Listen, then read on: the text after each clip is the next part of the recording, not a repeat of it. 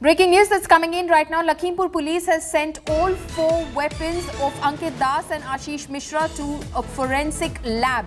During the incident on 3rd of October, it was alleged that Ankit and Ashish fired on the protesters. The police have sent 2 weapons of Ashish Mishra and 2 weapons of Ankit Das for ballistic report regarding firing. My colleague Abhishek Mishra is now joining me live from Lucknow on this. Abhishek, this is the latest development in the ongoing investigation in the Lakhimpur Kheri incident of October 3rd.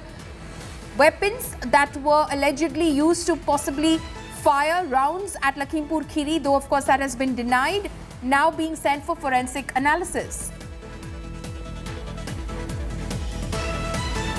Well, absolutely, Paulumi, that's a very important development in the Lakhimpur story, with the fact that how the SIT has been interrogating with Ankit Das and earlier with Ashish Mishra during the custody. They also recreated the scene at the spot, and took all the evidences together. But this time, these 2 weapons, 2 of Ashish Mishra and 2 of Ankit Das, now has been sent in the forensic lab for the further investigation. And it has been alleged that Ashish and Ankit fired at the protester on 3rd of October, although they have denied that fact.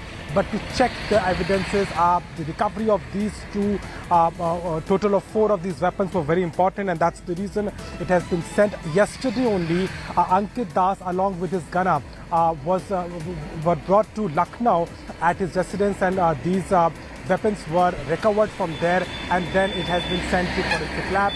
It is very important with the fact the kind of allegation the other party is making as far as the role of Ankit Das and Ashish Mishra is concerned. But for now, it looks like that the police has taken the investigation on another level by sending these weapons. It remains to be seen what will come out.